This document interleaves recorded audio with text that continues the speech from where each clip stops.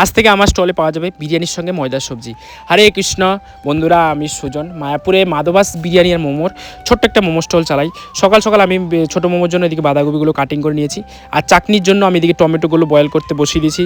তারপরে এদিকে দেখো ছোটো মোমোগুলো কিন্তু হয়ে গেছে, আর আমি এদিকে স্টিম করতে বসিয়ে দিচ্ছিলাম ছোটো মোমোগুলো।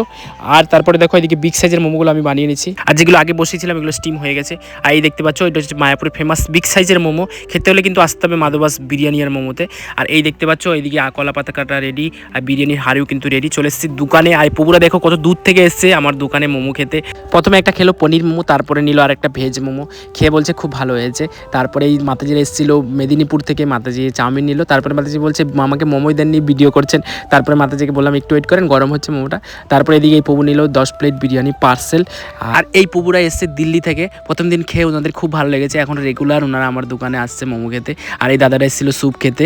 আর এদিকে মাতাজিরা ভেজ মোমো খাচ্ছিল, আর এদিকে কুরকুরে মোমোর অর্ডার ছিল, আমি এদিকে কুরকুরে মোমোগুলো ফ্রাই করছিলাম। তারপর দুজন ব্রহ্মচারী প্রভু আসে, একজন প্রভু বিরিয়ানি নেয় আর একজন প্রভু নেয় ভেজ মোমো। আর এদিকে পান্ডাদা এসেছিলো, পান্ডাদা খাচ্ছিল বিরিয়ানি। আর তোমাদেরকে বলে দিই যে আমার দোকানে কিন্তু এখন বিরিয়ানির সঙ্গে ময়দা সবজি না হলে সয়া চাপ থাকবে। আর তোমার অনেকেই বলছিলে যে সব বিরিয়ানির সঙ্গে কোনো একটা সবজি করো, তো আজকে থেকে পেয়ে যাবে আমার দোকানে সবজি। তারপরে লাস্টে আসে এই প্রভু নেয় 1 প্লেট বিরিয়ানি। আর অনেক রাতও হয়ে গেছিলো, আর আমারও প্রায় দোকানে সব কিছু শেষ হয়ে গেছিলো। তারপরে আমি সব কিছু গুছিয়ে দোকান বন্ধ করে চলে এলাম বাড়িতে। হরে কৃষ্ণ।